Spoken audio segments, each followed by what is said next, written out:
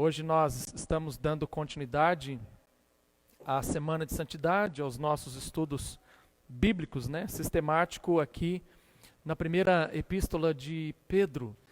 E o tema que nós escolhemos para esse ano, para a campanha, é firmeza na fé e vida plena no Evangelho, haja visto que nós estamos falando a respeito do contexto pelo qual eles estavam vivendo de muita perseguição, de muita luta, de muita dificuldade.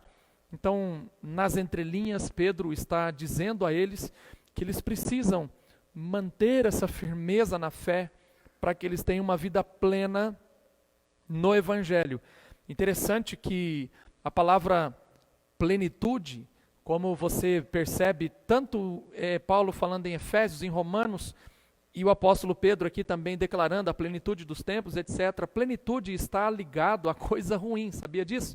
Muitas vezes você acha que plenitude é uma coisa boa. Não, ela vem dentro de um contexto de sofrimento, de dor, está ligado às coisas ruins da vida, mas todas essas coisas ruins nos tornam pessoas plenas. Quando Paulo fala sobre plenitude, que Cristo vem na plenitude dos tempos, ele vem num tempo difícil. O Império Romano estava comandando a Palestina naquele período, e Jesus sofreu muito, plenitude ligada ao sofrimento de Cristo. Paulo, quando ele fala na plenitude, Paulo está preso em Éfeso, debaixo de um cárcere extremamente difícil para a sua época, não tão confortável como a prisão domiciliar de Roma, mas em Éfeso, ele é um prisioneiro, e ele está sofrendo muito por isso. Ele fala da plenitude dos tempos, e aqui Pedro também, ao referir-se de plenitude, ele está ligando essa ideia de sofrimento, de angústia, de dor, de luta, e é assim que nós nos tornamos plenos. Então, firmeza no Evangelho, firmeza na fé e vida plena no Evangelho está ligado a isso. Amém?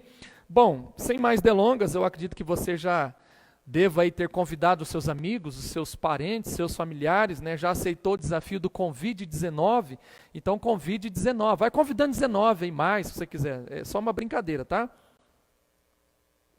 O importante é você convidar as pessoas, porque hoje nós vamos falar sobre o Espírito Santo na carta de Pedro, e Pedro, diferente de Paulo, ele não fala muito a respeito do Espírito Santo, nesta epístola propriamente dito. Mas, o que Pedro registra aqui, acerca do Santo Espírito de Deus, é extremamente importante e expressivo para nós nesta noite. Amém? Então, abra aí a sua Bíblia, deixa ela aí abertinha em 1 de Pedro, Nós vamos estudando o texto, você pode riscar. Se você quiser fazer perguntas, faça. Em algum momento eu vou encontrar a sua pergunta aí no chat e estarei, de alguma forma, te respondendo. Ou manda no WhatsApp aí também da igreja, no meu particular, não tem problema nenhum, a gente vai responder, tá? Então, vamos caminhar aqui, porque nós temos bastante coisa para falar a respeito dessa doutrina, e na sequência nós vamos falar sobre a vida prática, como que era a vida no contexto do apóstolo Pedro, e o que Pedro nos orienta, de como viver mediante essas circunstâncias difíceis que os cristãos estão enfrentando nesse período, tá?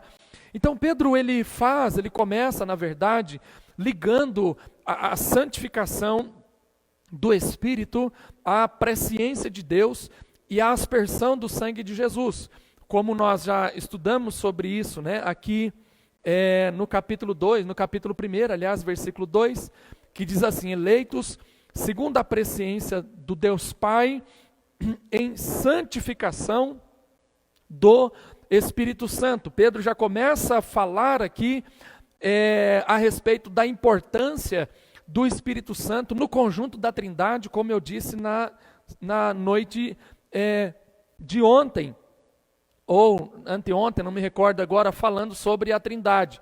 Então é evidente que o conceito que Pedro tem a respeito da pessoa do Espírito Santo ele é muito elevado. Lembrando que quando eu digo pessoa, é porque o Espírito Santo ele é uma pessoa, ele é a terceira pessoa da Trindade. A primeira pessoa é o Deus Pai, depois o Deus Filho, que também é uma pessoa, e o Deus Espírito Santo, ele é a terceira pessoa da Trindade. Como assim uma pessoa, pastor? Você pode estar se perguntando. É porque ele tem sentimentos, ele está vivo, ele se comunica, ele se relaciona. Enfim, você vai aprender mais sobre isso. Por isso que dentro da teologia sistemática e também da teologia bíblica, o Espírito Santo ele é considerado uma pessoa, tá? Então vamos falar a respeito, em primeiro lugar, da obra da santificação ou santificadora do Espírito Santo. Então, separando as pessoas, né? Como que ele faz essa santificação? A obra de santificação. O Espírito Santo, ele separa as pessoas e as prepara para o trabalho, para o serviço a Deus. E isso faz parte da salvação cristã que nós falamos na noite de ontem. Então, quando nós falamos da obra de santificação do Espírito Santo, o Espírito Santo ele nos santifica. Como que é isso, pastor? Ele nos separa. Ser santo significa ser separado. Nós vamos voltar nesse assunto daqui a pouco, quando a gente começar a falar sobre a conduta cristã, a vida cristã, eu vou retomar essa temática de ser santo. Então, o Espírito de Deus, ele separa o homem para o serviço, para o trabalho a Deus. Então, esse ato agora, uma vez que eu sou salvo, não por causa das minhas obras, mas agora por causa da minha salvação, eu estou apto a realizar as obras por meio do Santo Espírito de Deus. Como que é isso? Ele opera essa salvação dentro da minha vida, é Ele que me convence do pecado, do juízo e da justiça de Deus que virá sobre toda a humanidade.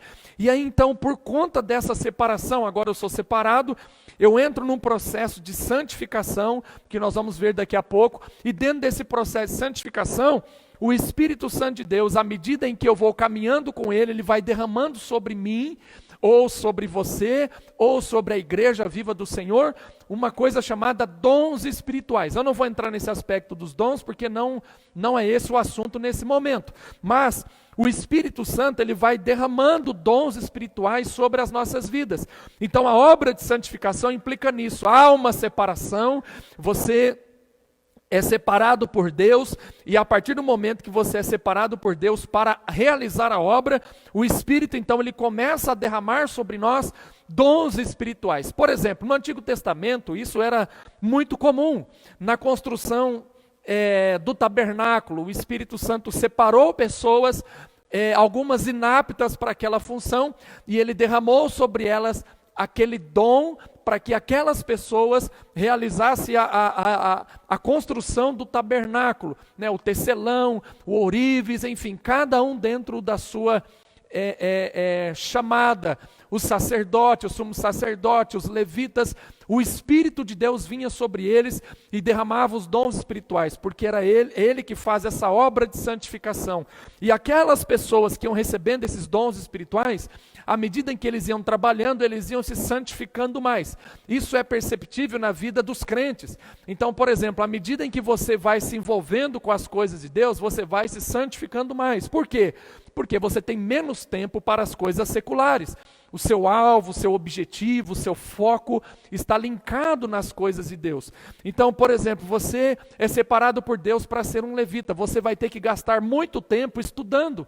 Você vai ter que aprender sobre música, decorar aqueles trem que é difícil, nota, cifra, tempo, campo harmônico. Você vai ter que se preparar. Não basta apenas você receber a unção do alto e achar que você vai fazer de qualquer maneira, que Deus não vai aceitar isso. Então, à medida que você gasta tempo focando nos estudos, focando na palavra de Deus, você vai se separando e vai santificando a sua vida. É um processo natural. À medida que eu sou chamado para o ministério pastoral, eu não tenho mais tempo para ficar vendo outras coisas. Então eu vou me envolvendo com o estudo da palavra, eu vou me envolvendo com a oração, eu vou me envolvendo com as coisas de Deus, e eu vou tendo menos tempo para o pecado, para realizar as obras da carne. À medida que você encontra tempo para as coisas seculares, você se afasta do processo e da obra santificadora do Espírito Santo. É isso que Pedro está falando aqui. Nós fomos então santificados pelo Espírito Santo, ou seja, separados pelo Espírito Santo para realizar a obra de Deus. Então é importante que nesse processo o Espírito de Deus ele vai derramando os dons sobre você, você também vai fazendo a sua parte humana, pesquisando, estudando, se preparando para dar o seu melhor a Deus. E aí então você vai se tornando uma pessoa mais santa, mais justa, não ausente de pecados, tá? Eu vou explicar isso daqui a pouco, mas uma pessoa mais comprometida com o reino de Deus, uma pessoa mais envolvida com as coisas celestiais e com a santidade do nosso Senhor. Amém? Uma vez dito isso, nós passamos para um outro ponto da doutrina do Espírito Santo em Pedro, é que ele é chamado de Espírito de Cristo. Vamos ler o versículo de número 11. Amém? Capítulo 1, versículo 11. Vamos ler o texto?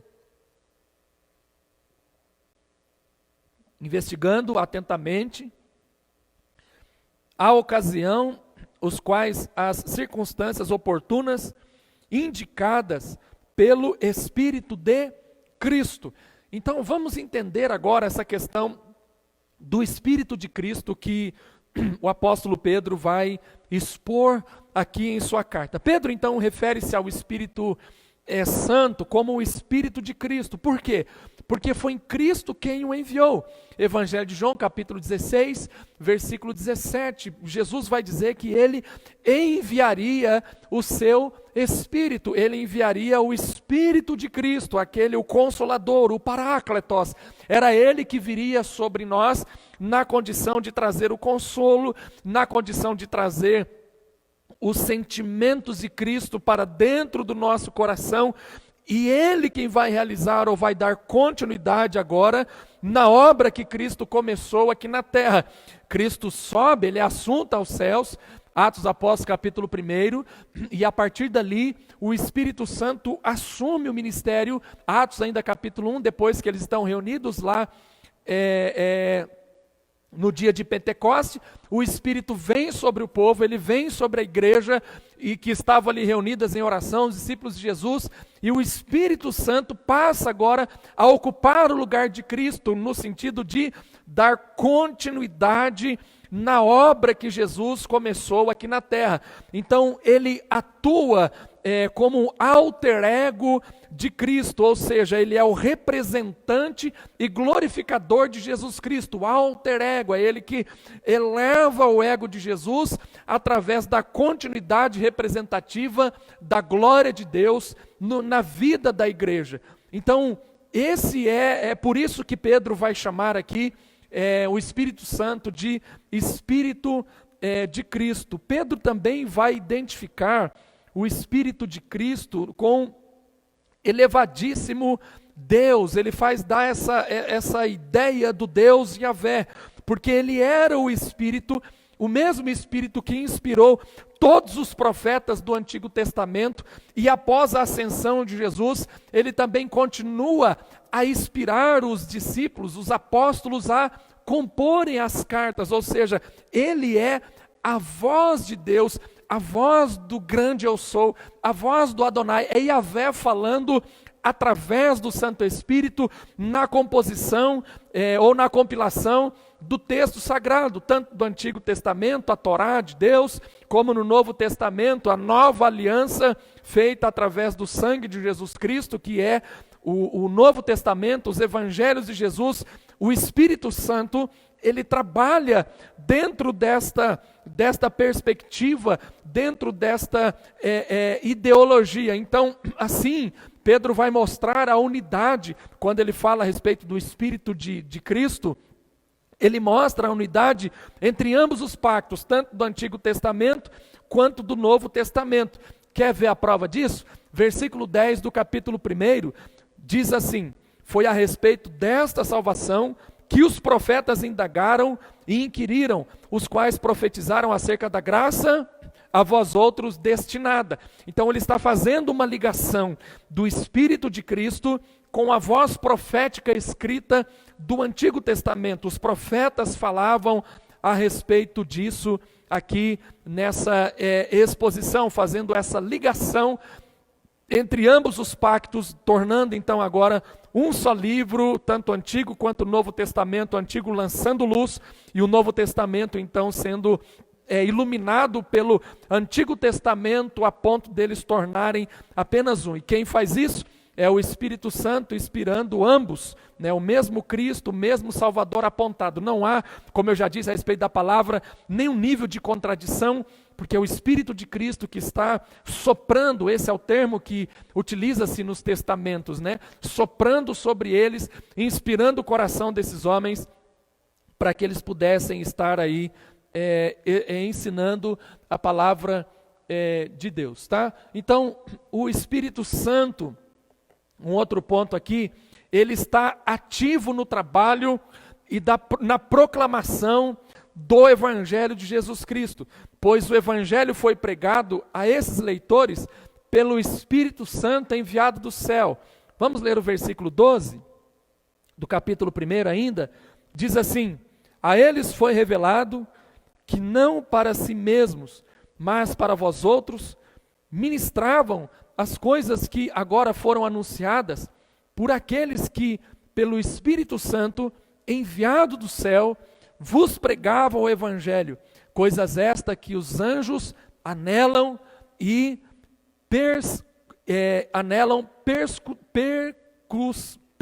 calma lá, vai sair essa palavra difícil, perscrutar, pronto, saiu, deu uma enroscada aqui, mas vai, né?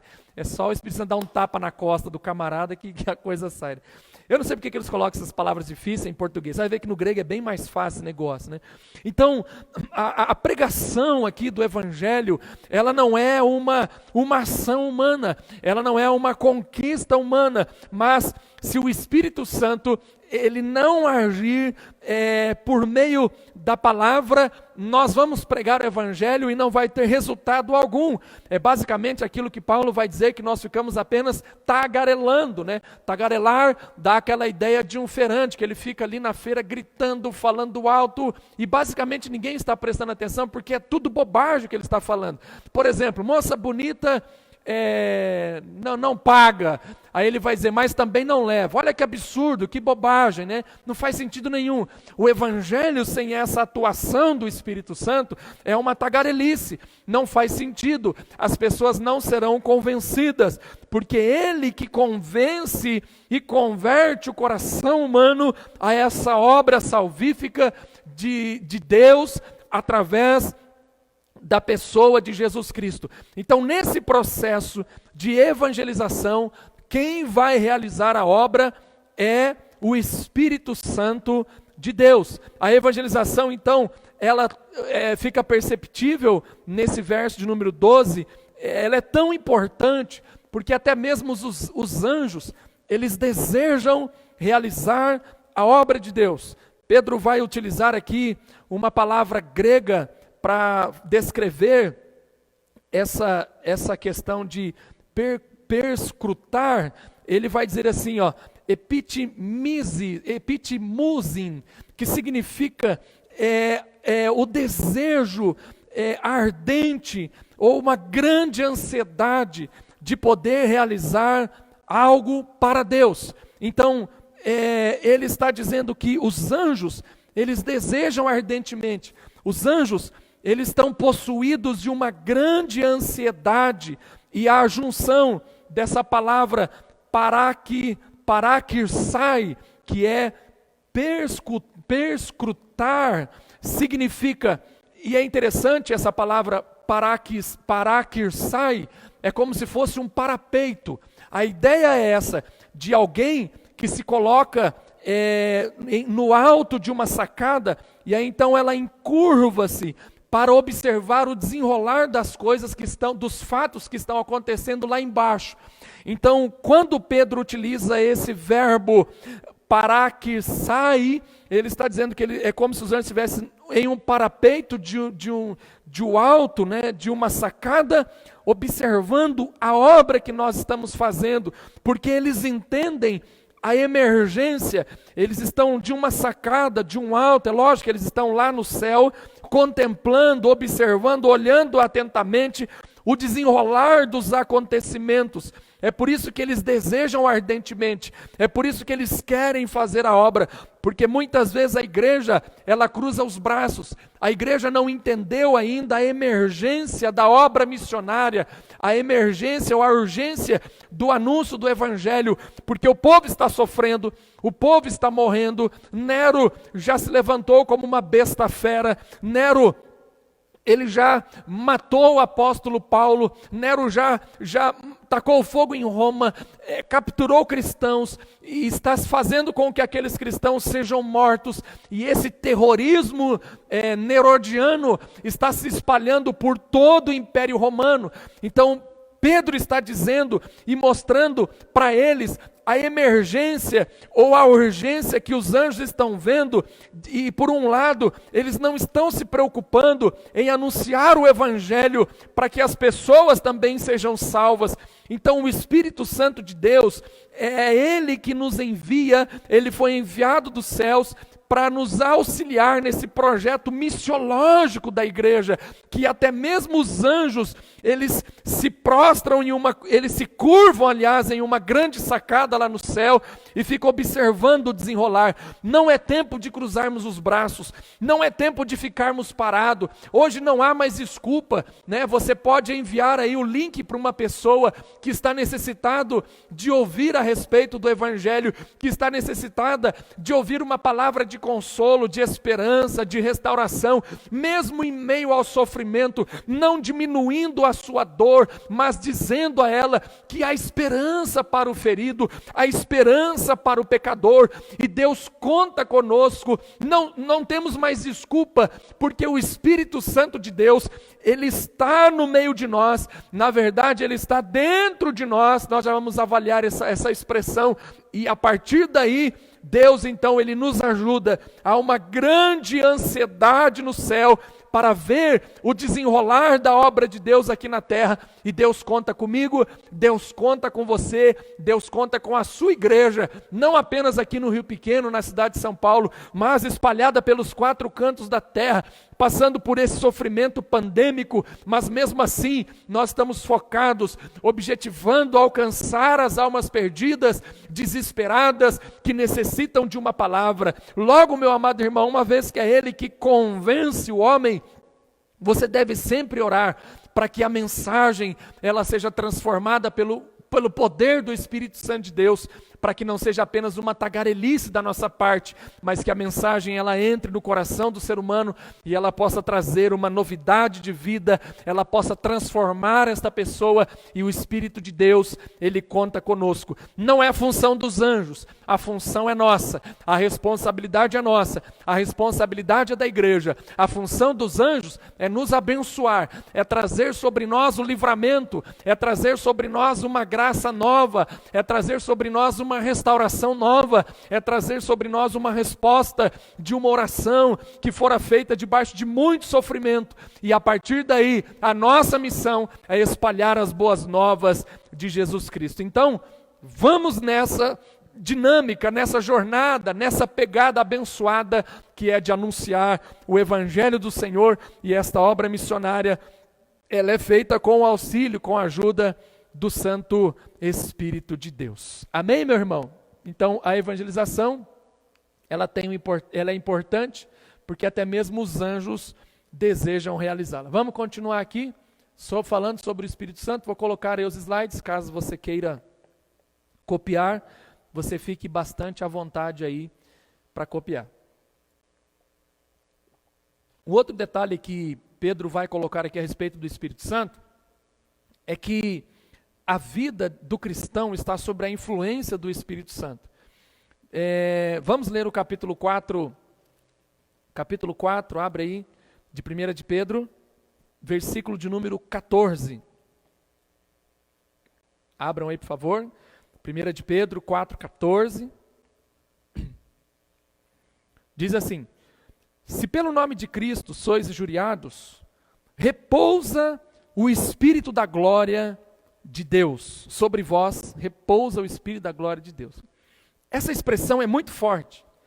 Pedro aqui, quando ele fala que repousa sobre vós o Espírito da glória de Deus, ele está usando basicamente a mesma expressão que João vai utilizar no capítulo 1, quando ele refere-se a Jesus, que ele tabernaculou entre nós, cheio de graça e de verdade. Tabernacular também significa fazer cabana, lembra a figura do tabernáculo do Antigo Testamento? O tabernáculo, ele ficava no centro, e ali a glória de Deus habitava no tabernáculo, e todos que estavam em volta viam a glória de Deus. O que Pedro está dizendo é basicamente a mesma coisa. Então ele vai dizer, porque sobre vós repousa o Espírito da glória de Deus. Ou seja, Pedro está se referindo à Shekinah de Deus, aquela presença forte de Deus, a representação da presença forte de Deus no meio do seu povo. Agora, esta glória de Deus estava sobre a vida dos discípulos de Cristo, tornando então agora uma habitação marcante, definitiva, sendo derramado o esplendor da glória de Deus sobre as nossas vidas. Então, quando ele vai dizer que repousa sobre vós o Espírito da glória de Deus, ele está dizendo que a Shekinah de Deus está em nós. A Shekinah de Deus não está em uma igreja, em um templo de 4 paredes. O que ele está dizendo que está sobre vocês, repousa, é aquela mesma ideia da glória de Deus no Antigo Testamento, repousar. Mas ela descia de uma forma figurada e entrava dentro da arca da aliança. Agora não, o Espírito de Deus, ele habita dentro de nós, dentro de cada pessoa que entregou a sua vida a Jesus. Você tem o Espírito Santo de Deus habitando dentro de você, embora ainda você seja um pecador, um miserável, embora o seu comportamento não condiz com as verdades e a riqueza e a grandeza do Evangelho, o Espírito Santo, ele não sai de você, os dons são irrevogáveis, ele veio sobre nós, ele permanece em nós, ele saía, ele desabitava na antiga aliança, porque ele vinha só com o objetivo. Hoje não, o Espírito está sobre nós e a missão dele, como eu já disse na noite de ontem, é nos acompanhar até o final da nossa vida, até quando Cristo vier em glória, e aí sim o Espírito dele será retirado da terra, e não há mais aí esperança, aí já a porta da graça já findou-se, está fechada, já não tem mais jeito. Mas enquanto nós estamos aqui, enquanto você foi eleito, é salvo por Jesus Cristo, o Espírito de Deus habita dentro de você. Ah, mas isso significa então que quando eu peco, o que acontece com o Espírito Santo? É simples, ele permanece, mas ele está sofrendo, lembra que eu disse que ele é uma pessoa, ele tem sentimentos, ele está triste por causa do seu comportamento pecador, mundano, carnal, mas ele está ali, acessível, a qualquer momento você pode ouvir a voz do Santo Espírito de Deus, porque ele habita no meio de nós, ele não foi retirado. Jesus prometeu que enviaria o Consolador, e o Consolador estaria conosco até a consumação dos séculos. Por isso que ele vai dizer: eis que estou convosco todos os dias até a consumação dos séculos.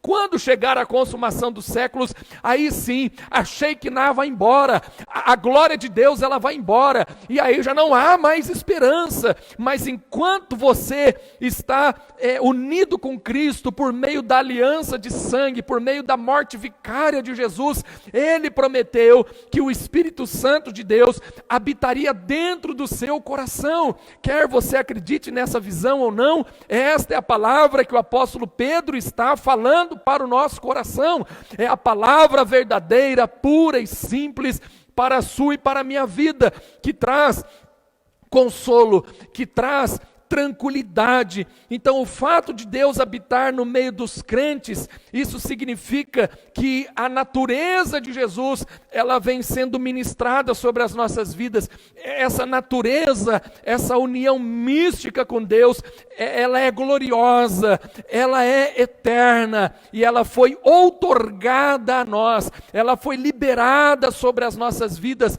Pedro vai dizer: sobre vós repousa o Espírito da glória glória de Deus, o Espírito Santo de Deus, ele foi outorgado, ele foi derramado, ele foi liberado sobre a sua vida. Você que já entregou a sua vida a Jesus, você tem um grande privilégio de receber o Espírito Santo e de ter o Espírito Santo como seu amigo, como seu conselheiro, como aquele que está junto de você, como aquele que te acompanha nos momentos mais importantes, decisivos de sua vida. Basta você dar lugar, basta você abrir o seu coração e deixar Ele tomar as decisões por você. Aí, sabe o que acontece? Muitas vezes nós somos ignorantes, né? E somos mesmo, o texto fala sobre isso também, sobre a ignorância, e depois nós vamos conversar sobre isso, mas muitas vezes nós somos ignorantes, porque aí vem aquela falácia, né? Ou aquele pensamento fantasioso. Bom, agora eu sou um robô nas mãos de Deus. Irmãos, graças a Deus por isso, graças a Deus por eu deixar que Cristo Jesus tome as decisões mais significativas, mais importantes sobre a minha vida, através de um relacionamento com Ele. Eu oro, eu coloco diante dEle, por isso que Ele é o Kyrios, por isso que Ele é o meu Senhor, é aquele que comanda a minha vida, é aquele que direciona a minha vida, é aquele que me ajuda nas tomadas de decisões mais importantes. Eu falo para Ele, Ele vai me responder, se é da vontade dEle acontece, se não é, não acontece. Eu quero ser um robô nas mãos de Deus, sim. Se você não quer, é problema seu. Você tem esse livre-arbítrio, você pode decidir se você quer acabar com a sua vida hoje, nesta noite, mas por outro lado, você também pode decidir se você quer ganhar a sua vida hoje, nesta noite, se voltando para Ele, renovando a sua aliança, ou entregando o seu coração a Jesus Cristo. Peça que o Espírito de Deus fale poderosamente ao seu coração,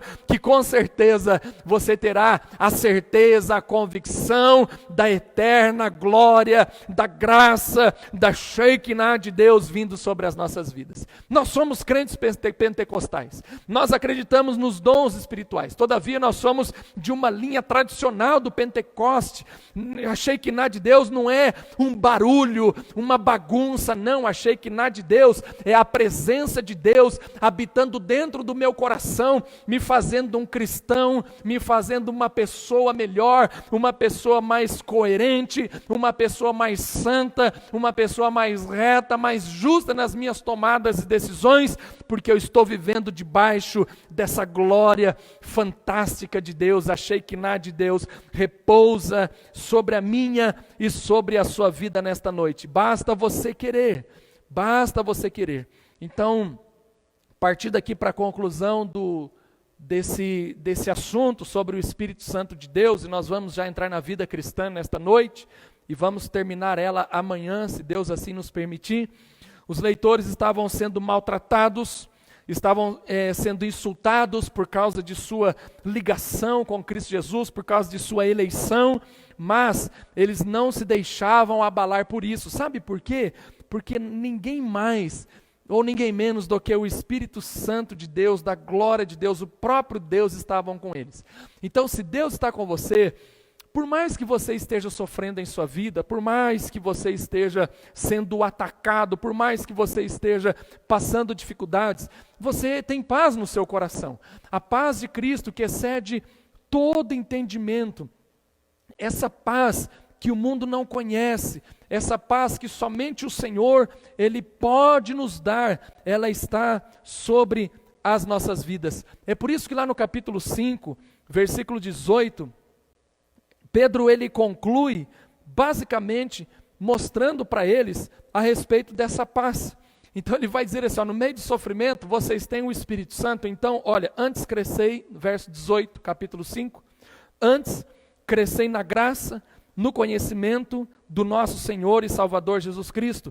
A Ele seja a glória tanto agora como no dia eterno. Então nós vamos caminhando, nós vamos sendo conduzidos debaixo da paz, nós vamos crescendo mesmo mediante o sofrimento, nós não nos abalamos por causa dessa realidade terrível que muitos de nós estamos enfrentando por causa dessa crise, por causa dessa pandemia, né? Nós não nos abalamos com isso, embora nos sintamos um pouco desconfortáveis, mas lá no fundo do nosso coração, você que tem o Espírito Santo de Deus, você entende e você suporta todos os níveis de sofrimento, de perseguição, porque nada mais, nada menos de quem está com você é o Espírito Santo de Deus, e Ele vai te ajudar a crescer no meio das batalhas. Você vai se tornar uma pessoa madura, você vai se tornar uma pessoa semelhante a Jesus, e Ele te fará de fato, sim, mais do que vencedor. Não dentro dessa teologia humanista, de prosperidade, triunfalista,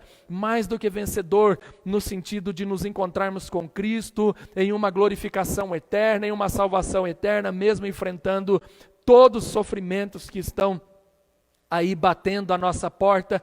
Não é o fato de você ser crente que você não vai mais sofrer na sua vida. A diferença é que você vai sofrer com Jesus Cristo, e com Jesus Cristo, de fato, como disse o apóstolo Paulo, nós somos mais do que vencedores. Amém? Então esses são os pontos importantes, né, que o apóstolo Pedro traz aqui acerca da doutrina do Espírito Santo. Vamos agora mudar de assunto. Lembra que eu disse para vocês que a carta é uma carta difícil, porque ao mesmo tempo que ela trabalha um aspecto teológico, ela trabalha uma questão aplicativa, e depois ela volta para a doutrina e volta para a aplicação, e a gente fica meio perdido, né? Então agora nós vamos falar um pouco mais sobre prática, um pouco agora sobre a vida cristã dentro dessa exposição de 1 de Pedro, e aí nós vamos voltar em outros temas, porque ele sempre vai trabalhando essa questão teológica com a prática, tá? Então vamos lá, a vida cristã.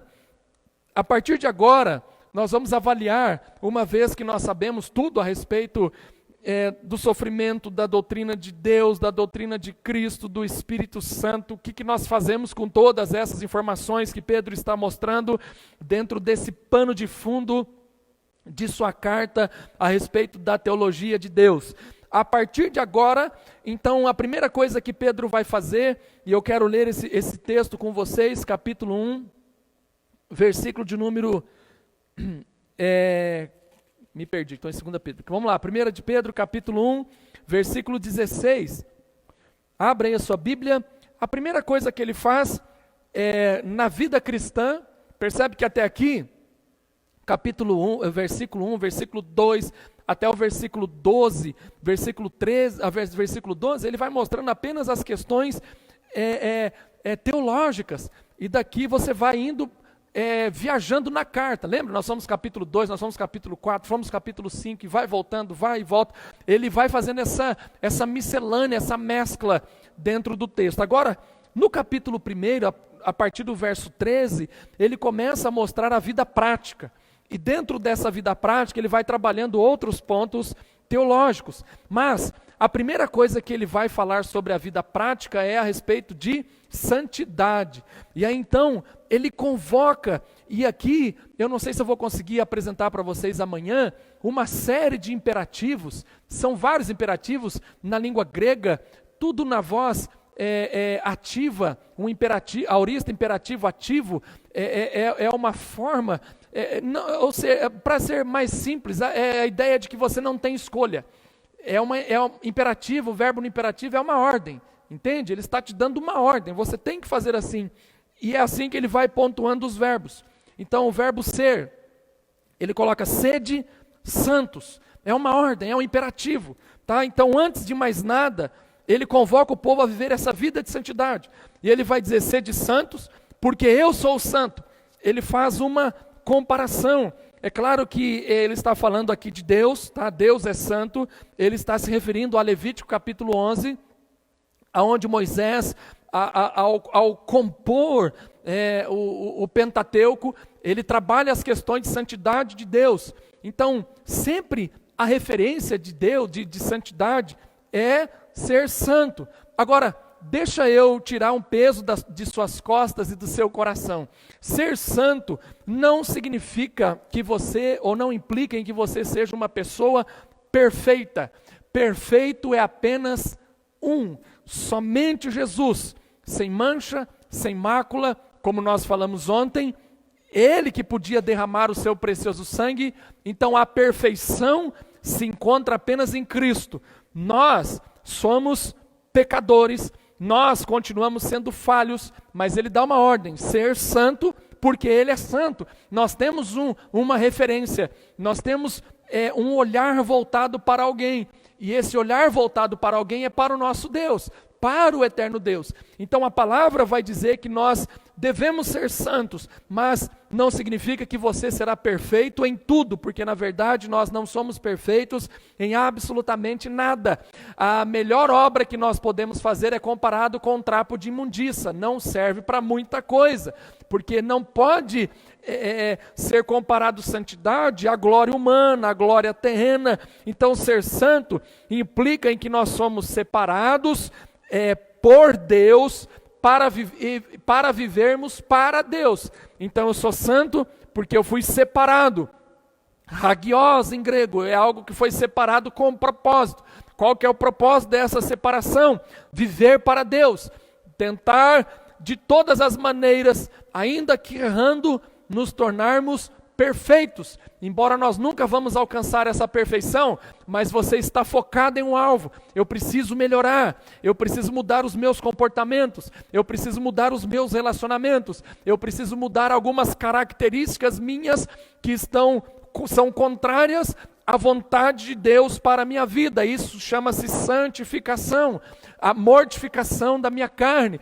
Todos os dias eu me reavalio, aliás, à noite eu faço uma reavaliação do meu dia, e é naquele momento que eu me conserto com Deus, e no outro dia eu estou pronto para tentar novamente, porque a graça de Deus, a misericórdia de Deus chegou sobre a minha vida. Viver em santidade não é um peso, meu irmão. Viver em santidade é uma tomada de decisão, é uma escolha sustentável, é uma escolha que eu vou conseguir cumprir, porque Deus vai me ajudar nesse processo através do Santo Espírito, como nós já avaliamos no início desse estudo bíblico nesta noite.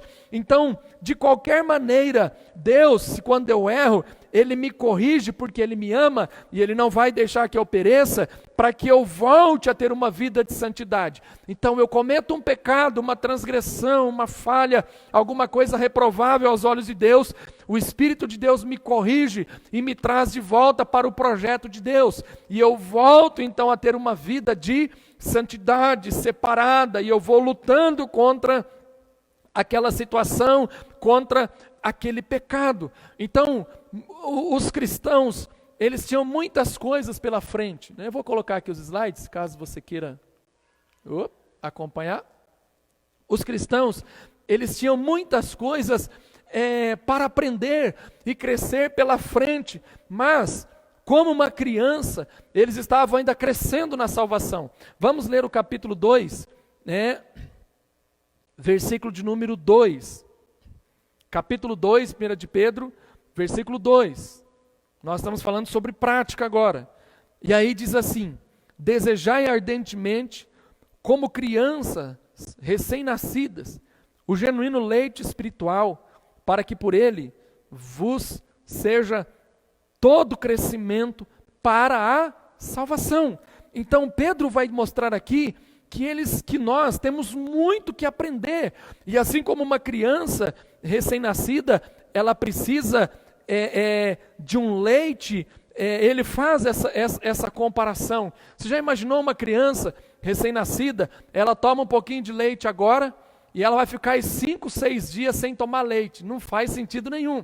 Ela precisa daquele leite para quê? Para que ela se desenvolva, para que os seus organismos vivos, eles vão trabalhando, vão crescendo, vão se desenvolvendo, até que ela tenha uma maturidade, um desenvolvimento. Então, a vida cristã também é assim. Nós vamos crescendo nas mais diversas áreas de nossas vidas.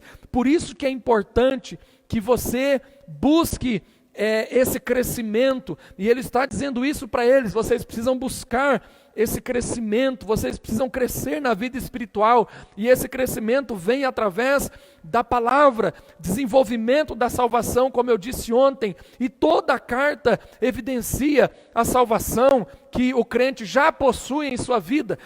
Vamos fazer mais uma ilustração com a criança recém-nascida, né? Por exemplo, hoje está aqui a Cecília. Quando a Cecília nasceu, o presbítero Osmar e a Claudiana pegaram ela na mão, ela já existe, é a salvação, já existe, já está em nós. E aí, a partir do momento que a Cecília foi sendo amamentada, foi sendo cuidada, ela foi crescendo. Então é assim que acontece, nós já somos salvos, como uma criança, é isso que Pedro está dizendo aqui no texto, e aí nós vamos nos alimentando através da nossa vida de santidade, e nós vamos crescendo para a salvação, mas a salvação já existe, como a Cecília já existe, então a partir dali, ela vai crescendo, ela vai se desenvolvendo até o dia de Cristo, até o tempo que ela vai tomar uma decisão por Jesus, ela já está dentro da aliança, quando seus pais o trouxeram até Deus, e apresentaram perante o altar de Deus, ela está dentro dessa aliança salvífica, mas ela vai ter que ter o pleno conhecimento da verdade, tomar uma decisão por Jesus Cristo, aí entra a função paterna, o aconchego estruturado de uma família cristã que conduz o seu filho ao crescimento espiritual, à salvação, à plenitude, à plena salvação, como diz o texto, que seja dado crescimento para a salvação. Então é assim, nós vamos crescendo na vida, nós vamos nos dedicando à palavra de Deus, nós já somos salvos, mas à medida que nós vamos caminhando, nós vamos aprendendo mais acerca da nossa salvação, acerca da nossa fé. Por isso que Pedro vai dizer que eles precisam responder a respeito da crença, da fé dessas pessoas, eles têm que responder no tempo oportuno, porque nós vamos crescendo, nós vamos desenvolvendo, e nesse tempo os cristãos vão sendo convocados a uma vida de santidade, e aí é o imperativo que eu disse no capítulo 1, versículo 6, sede santos, porque eu sou santo, e esse crescimento, ele vai abranger os relacionamentos familiares e sociais até a vida de Cristo. É isso que Pedro começa a trabalhar a partir de então, dentro dos capítulos 2, do capítulo 3, do capítulo 4 e até uma parte do capítulo de número 5, e nós vamos tentar aqui fazer uma exposição dentro desses links,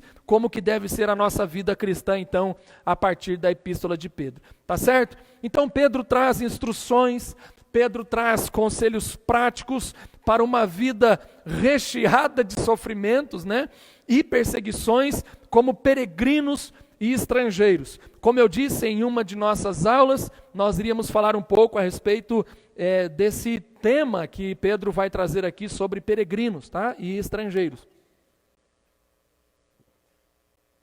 Então a nossa vida aqui como peregrino, Pedro vai utilizar-se a expressão grego para peregrino, que é paroikos, ou pároco, né? É a ideia de um estrangeiro, alguém que vive em uma terra que não é sua, que não mora, aliás, permanentemente em um lugar, mas o nosso verdadeiro lar é o céu.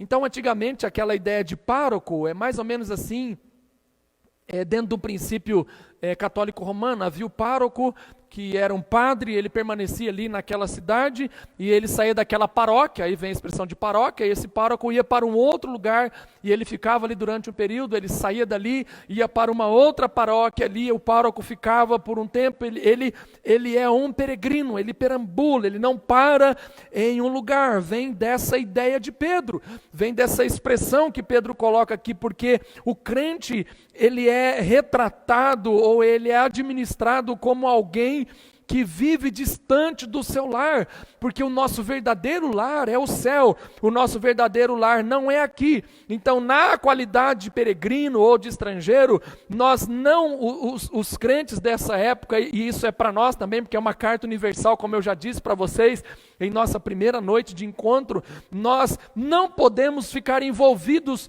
mergulhar profundamente na corrupção desse mundo, ou nas coisas desse mundo. Ele vai também falar sobre tomar os moldes do mundo, né? Mas aí é outra discussão que nós já vamos ver daqui a pouco, mas é essa ideia de que tudo isso aqui é o contrário da nossa natureza, porque é uma oposição a nós, é por isso que eles eram perseguidos, é por isso que eles eram humilhados, ultrajados, porque não fazia muito sentido esses homens ficarem se envolvendo nas coisas seculares, uma vez que a pátria deles, a pátria nossa, não é aqui. Forasteiros dá uma ideia de uma pessoa exilada, alguém que permanece por pouco tempo em um país estranho, um país estrangeiro. Ele é um forasteiro, ele é uma pessoa exilada. Então, Nós não podemos assim amar o mundo.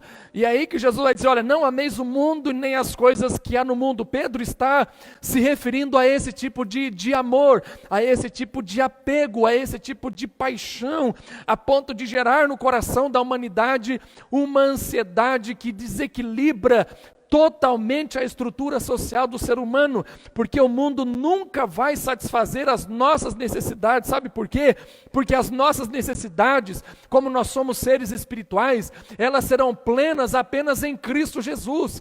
Todas as nossas necessidades, elas alcançarão a plenitude naquele grande dia, quando nós estivermos lá no céu. Então, se não há mais esse tipo de ansiedade, de desejo, de necessidade, se o irmão ou a irmã, ou você que está me assistindo nesta noite, se você está amando demais o mundo e as coisas que há no mundo, é momento de você rever, é momento de você dar uma pesquisada no seu coração, para que você entenda o que está acontecendo com você nesse período de peregrinação, porque nós somos peregrinos, nós somos párocos, nós não moramos aqui permanentemente, nesse lugar que nós habitamos, mas nós moramos lá, a nossa morada, aliás, é lá no céu, é lá que deve estar o desejo do nosso coração, porque a nossa vida aqui, o nosso procedimento aqui, ele é muito breve. Deus nos elegeu para nos levar para si,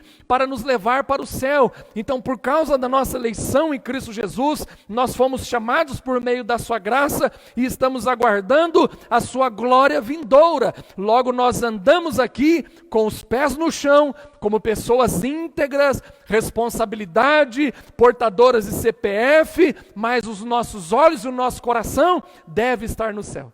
Aqui você tem que trabalhar para comer, sim. Paulo vai dizer que se você não trabalha, você não come, tá?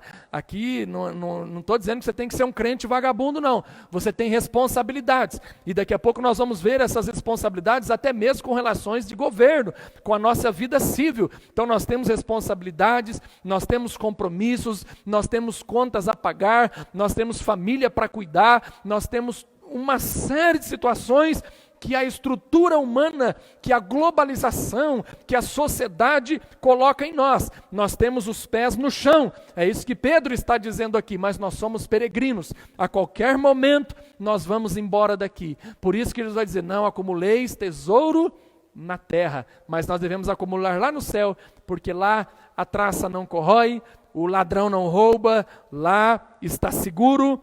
Tudo que nós estamos plantando aqui na terra está seguro nas mãos de Deus. Amém, meu irmão? Um outro detalhe é que o mundo via os cristãos de uma forma estranha. Tá? Então, por causa dos seus prazeres serem diferentes dos prazeres do mundo, aqui representado pela carne, embora os crentes já tivessem experimentado. Capítulo 4, versículo de número 1 ao versículo 4. Enquanto você encontra aí, deixa eu explicar melhor essa questão, que o mundo vê os cristãos como pessoas estranhas. Nesse período, em Roma, os cristãos, eles tinham umas linguagens, basicamente como nós temos nos dias de hoje. Então as pessoas olhavam para os cristãos e viam que eles, na mentalidade dos romanos, eles eram pessoas imorais, porque eles faziam reuniões secretas, eles eram pessoas estranhas, eles eram canibais, porque eles comiam a carne de Jesus Cristo e bebiam o sangue de Jesus Cristo. Então era muito natural que quando Nero, ele se opunha, por causa de ter queimado Roma, ter incendiado Roma e viu que aquela repercussão foi negativa, ele coloca a culpa nos cristãos, uma vez que as pessoas já olham para os cristãos e entendem que eles são pessoas esquisitas, são pessoas estranhas por causa do seu linguajar, eles não falavam onde ia, eles beijavam uns aos outros, e o texto aqui fala no capítulo 5, versículo, lá no final do capítulo 5, Pedro vai dizer para nós saudarmos com ósculos santos, para beijar uns aos outros, né, um beijo na face. E isso era uma depravação aos olhos romanos. Então eles olham para estas pessoas e percebem que eles são diferentes, que as ideias deles são diferentes. Eles não adoravam um Deus criado por homens, como os romanos pagãos adoravam, como o romanismo colocava eles invadindo impérios, e cada povo que ficava sobre o seu domínio podia trazer todos os seus santos, os seus deuses, e aí então eles adoravam aquilo. O cristão não, ele adorava um único Deus, ele não se prostrava perante César. César para ele era apenas uma pessoa que merecia respeito, mas eles não olhavam para César, então eles eram rebeldes, eles não se prostravam perante esses deuses, eles adoravam um Deus invisível, ou seja, eles eram malucos, doentes mentais, com as faculdades mentais desequilibradas, porque onde já se viu, e de fato é assim, você ficar parado ou ajoelhado, com os olhos fechados e falando com alguém que não existe. Aos olhos humanos, nós cremos nele pela fé. Você nunca viu Jesus e é capaz de você morrer e nunca vê-lo, contemplá-lo fisicamente. Pode ser que ele se manifeste a você, assim como ele se manifestou ao apóstolo Paulo a caminho de Damasco, mas caso contrário, você não vai ver Cristo. Você crê nele por causa da palavra, você crê em Jesus por causa da sua fé.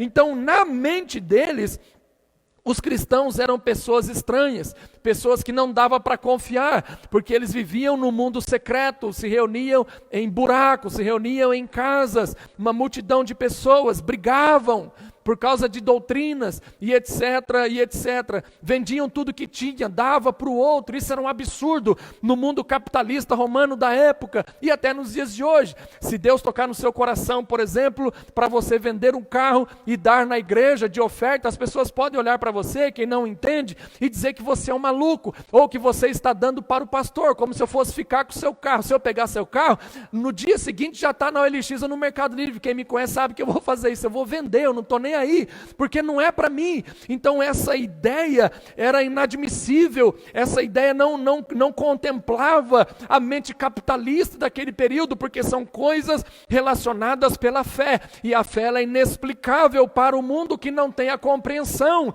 mas para nós que cremos, ela é inteligível, aliás, ela é visível, nós entendemos, nós compreendemos, porque nós vivemos pela fé, e a fé ela é racional, embora ela esteja envolvida em emoções, mas para eles os crentes eram pessoas extremamente estranhas, e já haviam experimentado o mundo, já haviam experimentado a carne, e a partir desse momento, eles não entendiam que essas pessoas, agora uma vez que experimentaram, é aquela frase, né?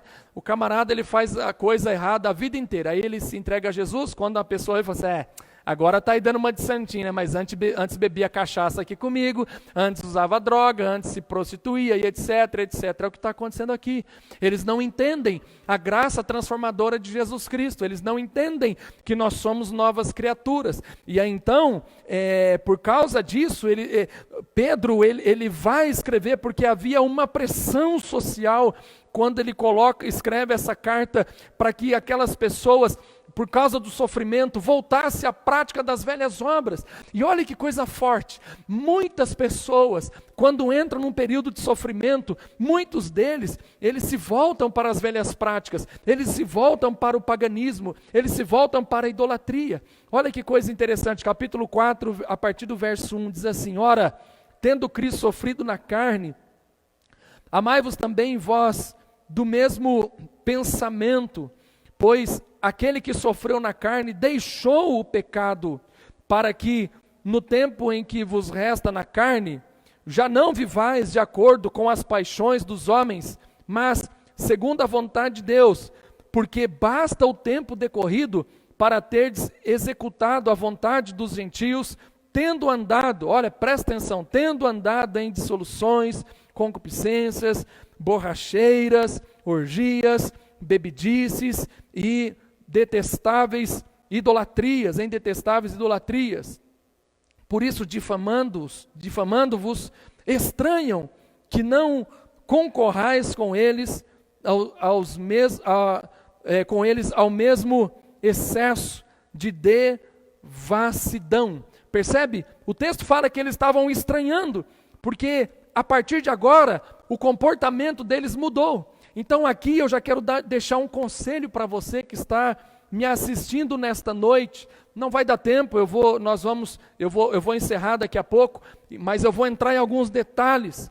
muito forte, e eu vou voltar nesse texto, mas eu quero deixar um conselho aqui para você nesta noite. Se você já experimentou isso, o conselho de Pedro é: se afaste disso. Se você já experimentou esses prazeres momentâneos e transitórios da carne, o conselho de Pedro é: se afaste, porque você pode acabar caindo. Então, essa ideia de que eu era um viciado em drogas e agora eu vou evangelizar os viciados em drogas, é uma questão muito perigosa. Você pode até discordar de mim, mas eu prefiro ficar estabelecido com base nas Escrituras, porque Pedro está dizendo para eles não se envolverem mais com essas questões.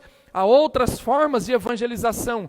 A partir do momento que você já não é mais um menino espiritual, a partir do momento que você já cresceu, aí sim você tem condições capazes de ajudar esse grupo de pessoas através da evangelização, através do seu testemunho, entende? Então é importante que o nosso procedimento, nós tenhamos muito cuidado, porque nós já experimentamos estas questões, estas situações, e Pedro vai dizer aqui que eles estavam achando estranho, porque aqueles cristãos, aquelas pessoas, ou aqueles judeus que se converteram ao cristianismo, não estão mais frequentando os mesmos ambientes, porque agora a vida deles é nova, eles andam em novidade de vida, e você não precisa mais frequentar os mesmos ambientes para salvar essas pessoas. Por que você, por exemplo, não faz uma visita na casa desse amigo seu, que costuma estar no boteco o dia inteiro, quando ele está na casa dele sóbrio,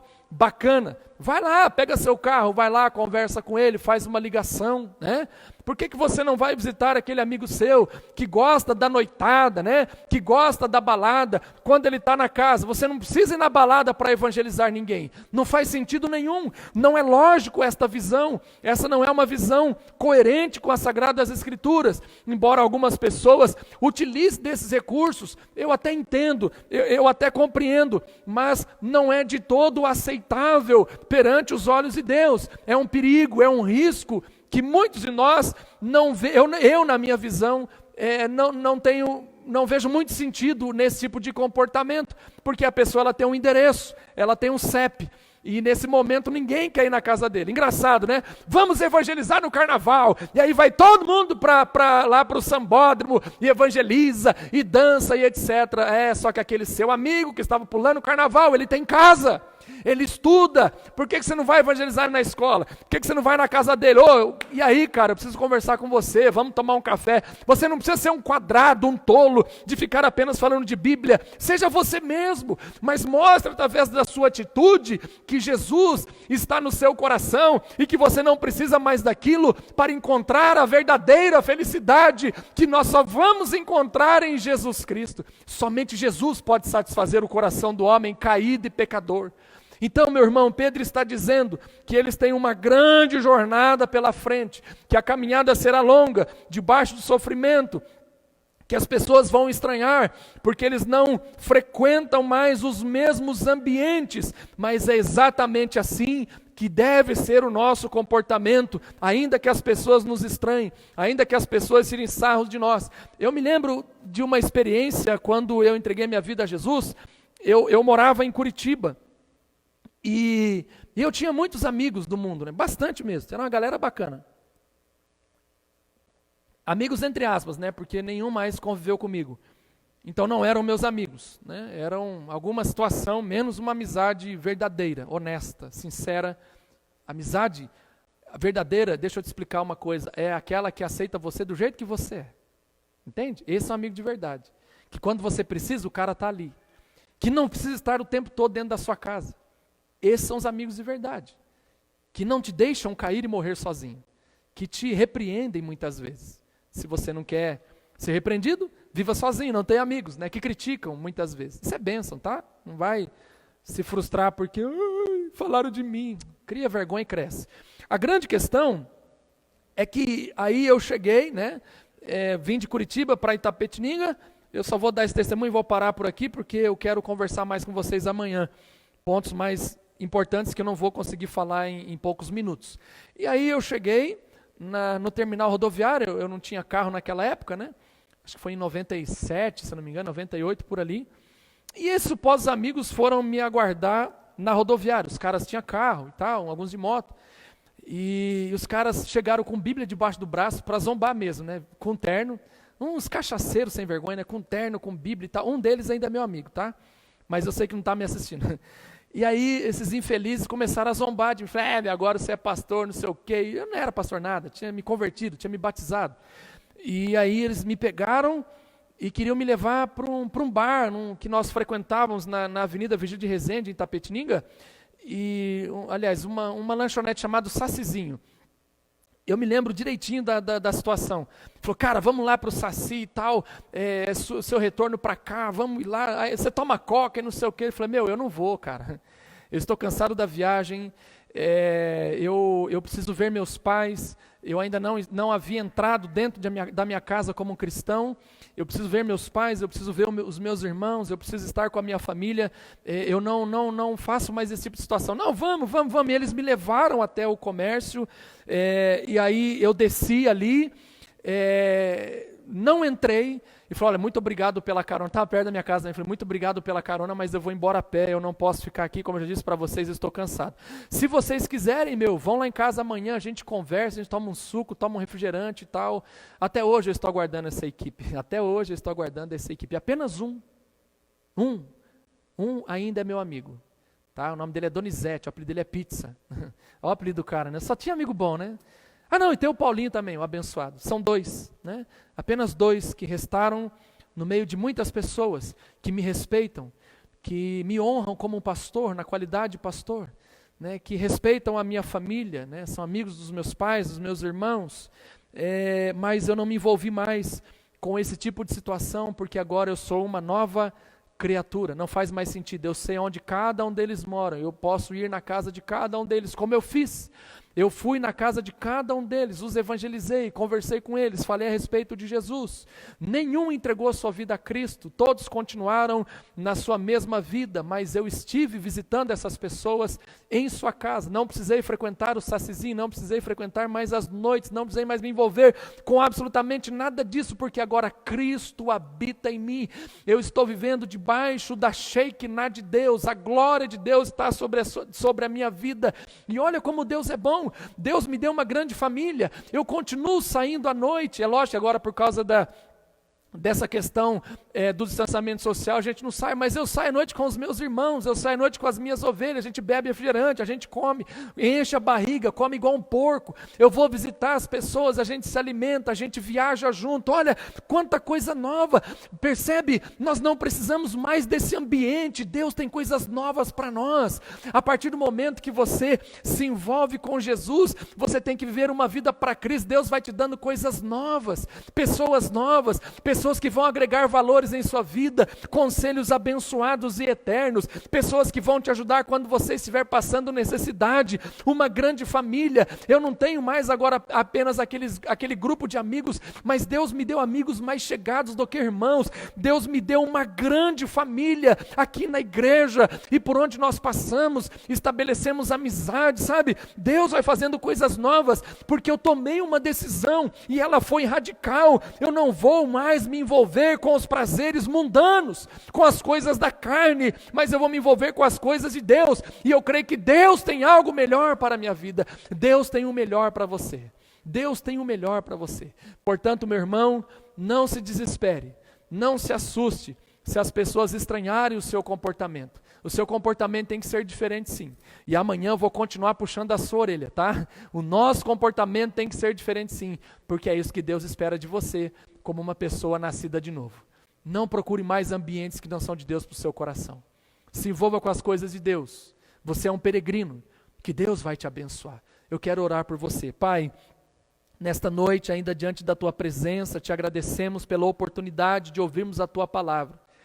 Obrigado, Deus, porque o Teu Santo Espírito habita sobre o nosso coração, está sobre nós, está em nosso coração. Obrigado, Deus, porque a Tua palavra ela permanece para sempre. À medida que nós estamos caminhando com o Senhor vai mudando as nossas vidas.